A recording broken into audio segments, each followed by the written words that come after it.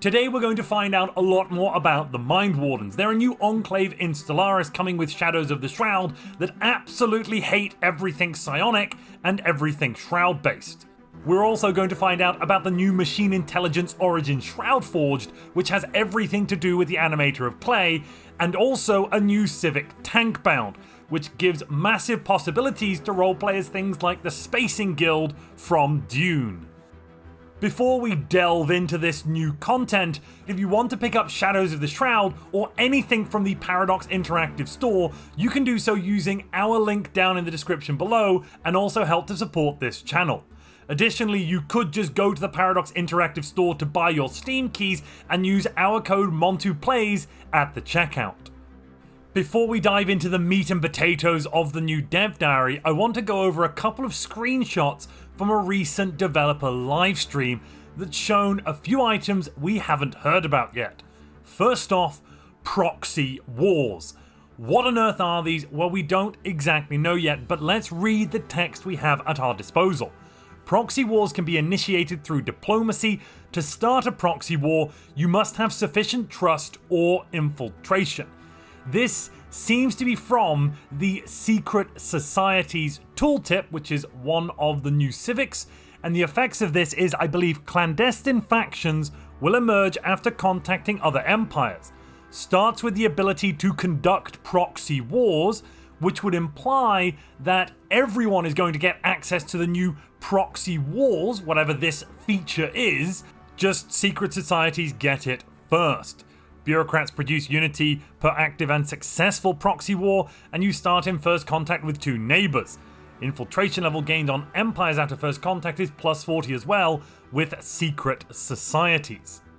In essence, this, I believe, would be the ability to initiate a conflict as a major power but not become involved in it, to get two factions to fight each other. That's how a proxy war is in the real world. I'm going to assume it's something similar in Stellaris. This as an ability, I'm going to guess maybe an espionage ability, there is what seems to be an espionage symbol there in the proxy war, would be not only very strong, but also very fun and very thematic. I can't wait to find out more. We've also seen a Covenant power of the Composer of Strands. This power allows you to terraform a random uninhabitable world within your borders into a size 10 Gaia world at the cost of just 50 Zro. That's the base cost, maybe it goes up, but overall that is a very strong power to not have locked behind something like an Ascension perk. Wow. This definitely leads further credence to the idea that the Covenant powers and the Shroud in general is where most of the power within Psionic Ascension is now locked away. Shadows of the Shroud is bringing us a new enclave, the Mindwarden Enclave. I personally have had a lot of theories about who the Mindwardens might be, if they are psionic but hate other psionics, if they use their psionic powers only in a good way like the Jedi, or maybe they're a bit like the Grey Knights from Warhammer 40,000, they specifically hate the Shroud and everything in it. But actually, it seems that they are not psionic themselves, they just hate all psychers. Fledgling empires are so eager to throw away their freedom and enslave themselves to eldritch entities for a pittance of power. Motivated by a deep antipathy towards the Shroud, this organization provides services and technology to counteract the powerful effects of psionic practices, like the auras. Their mission is to protect against the menace of the Shroud and all those who spread its ill effects. They believe in minds free from invasion and a galaxy fortified against psionics. Ladies and gentlemen, we might have finally found the good guys. I also want to briefly just touch on this piece of artwork. This is the new Mindwarden Enclave on the right, plus the shipset in full display. We've got a Juggernaut there, and some destroyers and battleships. I'm getting really kind of strong Star Wars vibes, not specifically Imperial Star Wars vibes, but I think these ships could exist within the Star Wars universe. I absolutely love this shipset. I think it might be my new favorite shipset. Assuming you have not been compromised by the Shroud, the Mindwalkers will provide a number of services. They will happily warn newcomers of the dangers presented by the ethereal. They can offer thought police services to reduce crime, provide targeted raids against known threats, similar to marauders but with greater strength of purpose and intent, and they will happily dispose of donated Zro. If you have any Zro, they will destroy it. You can see here the Enclave interface. You can ask them about the Shroud, discuss Zro, I'm assuming what it is and how we get rid of it, tell them about a psionic target, and this one is probably why we thought they might be psionic themselves, ask for help about crime. Those who have earned the Mindwarden's trust can also make use of their logistical assistance, reducing your ship upkeep for 10 years. That is a fantastic buff. That is probably one of the best buffs in the game. Wow. You can hire Assault Warden armies that excel against psionic foes, or provide the services of a Mindwarden Commissioner that can act as a Thought Warden on your council. This is, of course, a leader, so you can get a Commissioner leader. They're better as a Governor, I believe, but still, this is something you can get. One of the greatest inventions of the Mindwardens, however, is the Shroud Seal. I believe that's what you can see in this lovely piece of artwork. These seals drain the power of psionic auras, weakening them over time. Shroud Seals will suppress their system and adjacent systems, though there are rumors of a relic that can increase their power, so it sounds like the Mindwardens are going to be bringing a new relic along with them, or maybe there's a relic out there you can go and find that will buff these Shroud Seals. Auras, if you remember from previous dev diaries we looked at, provide massive bonuses for the Psionic Empire, friendly empires, and big penalties if you are hostile to a Psionic Empire, so they can really hurt you. Shroud Seals, by the sound of things, can get rid of that nonsense. Should the corruptive influences of a psionic aura threaten your territory, the Mindwardens can also provide a counter to this malicious influence. So, there are two principal methods of suppressing psionic auras. You can build psionic suppressors on a planet, which will gradually reduce aura intensity throughout the star system and prevent any further encroachment. This is provided as a service. You can get a tech boost guaranteeing a research option from the Mindwardens, and you'll also get some opinion from them. You'll be paying some energy credits and influence to get this, but it might be very, very necessary. The other solution, of course, being that Shroud Seal that we just heard about. The Shroud Walkers tend to take offense at those interacting with the Mindwardens. They are, of course, diametrically opposed, and will cease all dealings with you should you perform profane acts such as building a Shroud Seal. So basically, there is a war coming, a war across the stars for the souls of everyone in reality, and you have to pick which side you want to be on. And if you're enjoying this video, please psionically suppress that like button. There is also a way of playing as the Mindwardens ourselves. One of the new origins is the Mindwarden Origin. Freedom is meaningless without sovereignty of thought. Should you wish to take a proactive approach toward dealing with otherworldly menaces, the challenging Mindwarden Origin is here for you. The flavor at the start of the game, if you pick this one, is the records of our ancestors tell of a psychic plague that once devastated our homeworld. Otherworldly forces attacked their minds, and destructive radiation was diffused throughout the atmosphere, all encouraged by psionic practitioners from within our society. In response to these direct threats, our ancestors built the Ancient Ward to protect against mind-invading forces. With only routine maintenance, this venerable structure has proven strong enough to defend all of our people from the threat of psionic influence, and its core technology has informed the development of other defenses of the mind. As our civilization prepares to journey beyond the orbit of our star, we are faced with the unknown. What psychic threats might lurk beyond our ken? The Krigidex Wardship is one of the 3 new pre-scripted empires that are coming with Shadows of the Shroud, so anyone can play as that exact race setup. Let's look into the specifics of what Mindwarden does. So, it blocks access to the psionic ascension, so the Mindwardens are definitely not psionic. You'll also notice that the Krigden have a symbol there. One of their traits, one of the red traits, seems to be a Shroud-related symbol. We've seen that crop up quite a few times, so probably this is something negative, meaning if any psychic auras or things happen to you, it's bad, is what I'm going to guess there, but who knows. The effects of this, we're going to start with the Starhold technology, and we start with a Starhold in our home system, so we do have a bigger starbase at the start of the game. Our homeworld gets an Ancient Ward. We gain access to the Psionic Containment Casus Belli against psionically ascended empires. We don't get any guaranteed habitable worlds, that could be a big problem.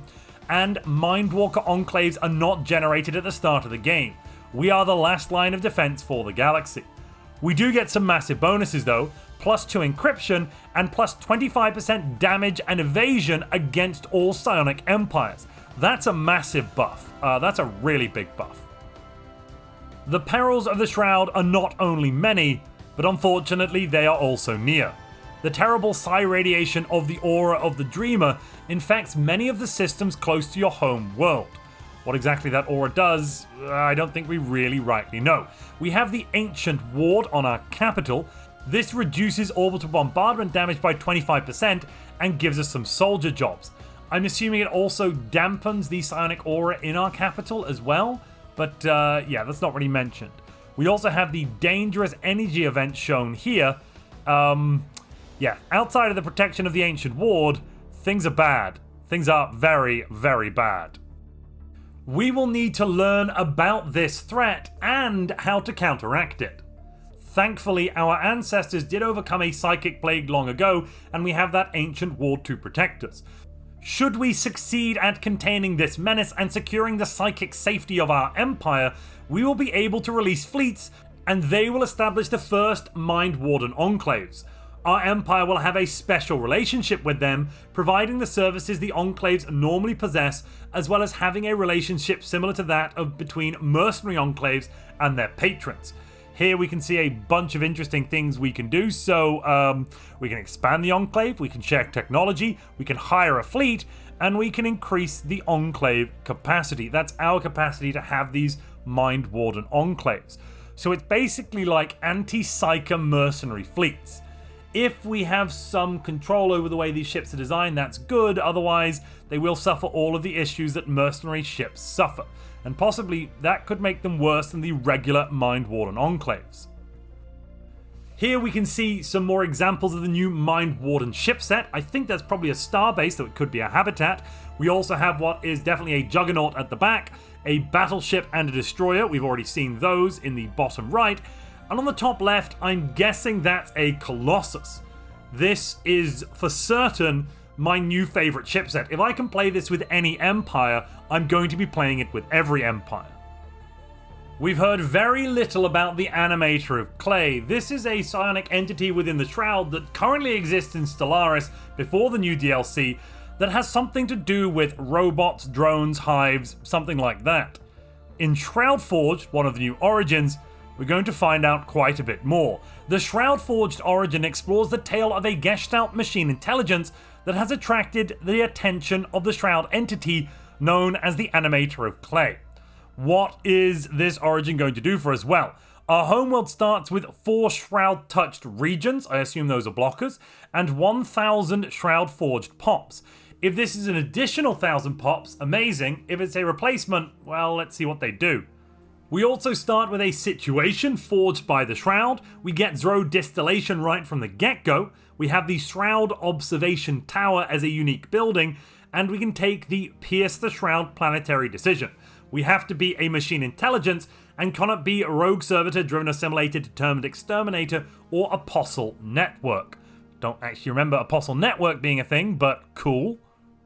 The Yorfian Extractorate, by the way, is one of the other pre-scripted empires that are coming with Shadows of the Shroud. It's up to us whether we seek to reassert control over these rogue models or embrace the animator's gifts. Both paths have unique benefits and drawbacks. Spurning the blessings of a capricious eldritch entity has some obvious downsides, but accepting them could be just as dangerous. But of course, dangerous to whom? Balance of power within our empire is reflected in the Forged by the Shroud situation, which you can see on the right of this image. We seemingly can either suppress it, support it, or observe it. Something happens if we go further right, and something happens if we go further left. I'm guessing suppression is rejecting the animator, and supporting is allowing the animator in. There's also clearly an interaction here, an event that we can see, where we get a transmission from the animator of clay and can either tell them we've chosen our course already, tell them we need no aid and to leave us alone, or plead for guidance. The devs leave us with this question. Is this the story of the animator of clay playing with their beloved toys, or is it a tale of hubris leading to their downfall? Also, the game director is not explicitly saying that the Shroud-Forged story can get a little dark, but if you have Nemesis, one of the possible Shroud-Forged paths has some special interactions with the Galactic Nemesis Ascension perk. Okay, maybe we take Nemesis to dive into the Shroud and go kill the animator of clay, or something like that. That would be my guess here. We'll have to find out though, it could be much, much worse than that. Overall, I think it's pretty cool that we're getting a unique origin specifically for machine psionics that are going to, I'm assuming, push us in the direction of taking Psionic Ascension, or if we reject it, maybe we don't go Psionic Ascension? It doesn't say, or it didn't say earlier, in fact, that we are forced to go down Psionic Ascension if we take this path. So that's an interesting start. Completing the developers' trifecta of new pre-scripted empires is the Oracularity of Noam, a prosperous unification empire with superstitious beliefs, and the new Tankbound Civic. We've already seen what superstitious belief does. It's basically astrology. We're going to get different things happening to us depending on how our dice rolls go for every 13 years. Tankbound, though, we haven't seen before. Reading through this briefly, I'm really getting strong Spacing Guild vibes from Dune. In essence, if you take Tankbound, your population, your society members live out their existence suspended in vats of specialized biofluids, and as such they are heavily reliant on assistive equipment and incapable of engaging directly in the physical world. This can be taken for regular empires or megacorp empires. What does it do? Well, first off, it gives us the Tankbound trait. That reduces our food upkeep by 50%, but gives us a massive plus 50% pop amenities usage and minus 25% pop growth speed. We also cannot occupy a single worker job, and we cannot recruit any armies whatsoever. So, in order to recruit armies, I'm guessing we either need to go for Necrophage or Syncretic Evolution Origin, so we have some pre-patent species pops out there, or something else like that, or we need to go and build robots, or build a massive fleet so we don't have to worry about armies whatsoever. That reduction to pop growth speed seems really nasty. However, the increase to pop amenities usage, generally speaking, is most often not that big a deal these days. What is good about Tankbound? Well, all of our rural districts have their worker jobs fully automated. Let me read that to you again because I'm not sure that it's going to exactly sink in what this means. Rural districts have their worker jobs fully automated, meaning as soon as you build a worker job, so let's say you're building a farming district, a technician district, or a mining district, it will be instantly populated, and it will not be populated with pops. This is kind of better than virtual. It will instead be automated, so it only requires a bit of energy as upkeep. It will not use housing, and it will not use amenities. Wow, the scaling potential of this is insane. I think if you combine it with Necrophage and then use the Necrophage Purge when you go out and conquer, you can probably get around the fact your pop growth speed is kind of sucky from Tankbound and just use Necrophage Purging to create more of your Tankbound society and of course fill up your specialist jobs with those. There are some downsides. Your automated workforce efficiency is reduced by 30%, so they're not as good. And rural district energy upkeep goes up by 600%. So we're going to need some economic technologies really early on to make these districts, especially our energy districts, more efficient so that our economy doesn't suck. We also have 2,000 fewer pops than normal, but we will never need worker pops. As soon as we build any basic resource district, it's instantly producing new resources. That sounds just insanely strong. We can improve our automated workforce efficiency using the Grand Vessel, or Executive Vessel, depending on if you're a regular or megacorp, and that gives you plus 1% workforce efficiency per skill level. There are now lots of ways of getting additional either effective leader level or counselor level, counselor skill, so buffing this shouldn't be too hard at all. We also start with an insight on artificial workforce, guaranteeing the tech for us and making it easier to get robots. And all of our clerks are replaced with production overseers. Exactly what that does, I don't know, but it sounds pretty helpful. I should also mention, this civic cannot be manually added or removed after the game has started, so if you are tank bound, you are tank bound forever. Even, I guess, if you do synthetic ascension, I suppose, or maybe it just stops being useful after you've done synth ascension. Synth ascended tank bound sounds pretty damn amazing if you can get those automated worker districts. I just think it's really good. There's lots of ways as well of reducing district upkeep. There's lots of traits we can get on counselors. There's also technologies that do it. Lots of different ways. Some tradition gives us buffs to reduce our district upkeep. If it is additive, that won't be so great. But if it's a multiplicative, if it doesn't, just take away from the 600%, that could be really, really strong. One thing that we should note here, the devs are telling us as we unlock technologies related to automation, we get better and better workforce efficiency. Assembly patterns is going to grant us 15% automated planetary workforce efficiency, and construction templates gives us another 15%. Getting those two techs, which are very early game technologies, tier 1 and tier 2, completely take away the minus 30% penalty we were getting. Wow. In order to have this civic, we also can only choose one of the 3 portraits that heavily feature tanks. Either the Necroid portrait, the Toxoid portrait, or the new Psionic portrait. Overall, I think this is the civic I'm most excited about so far.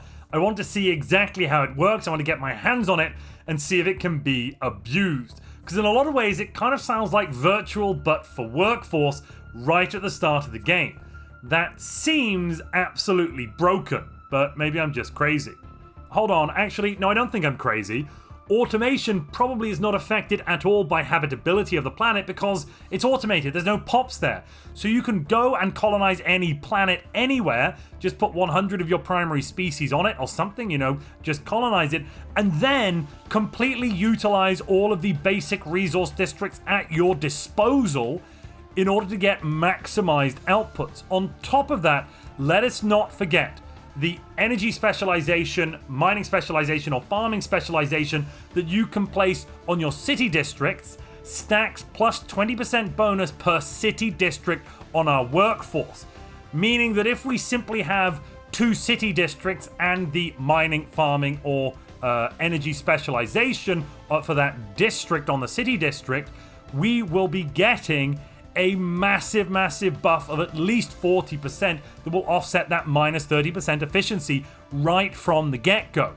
So I really think this can be sidestepped tremendously easy and then provide massive scaling potential for our early basic resource economy. My mind is kind of blowing thinking about the possibilities here. Next week on Tuesday, we're going to look in full detail at the end of the cycle, which is one of the new great patrons. Before that though, the devs have given us a little sneak peek. This Grand Archive event is it's something to do with a fragment of reckoning. Probably the reckoning which happens at the end of the cycle. Maybe there has been an end of the cycle event in our galaxy once before. That's actually truly terrifying. And it kind of sounds like maybe the Mindwardens are absolutely in the right. Don't forget, if you want to grab anything from the Paradox Interactive store and also support this channel, you can do so using the link down in the description below or our code MONTUPLAYS at the checkout. If you enjoyed this video on the Mindwardens, but you still need to have a little more information on the dark side, you may want to know all about the new entities and powers you can uncover within the Shroud. If you want to find out all about that, click the video on screen now.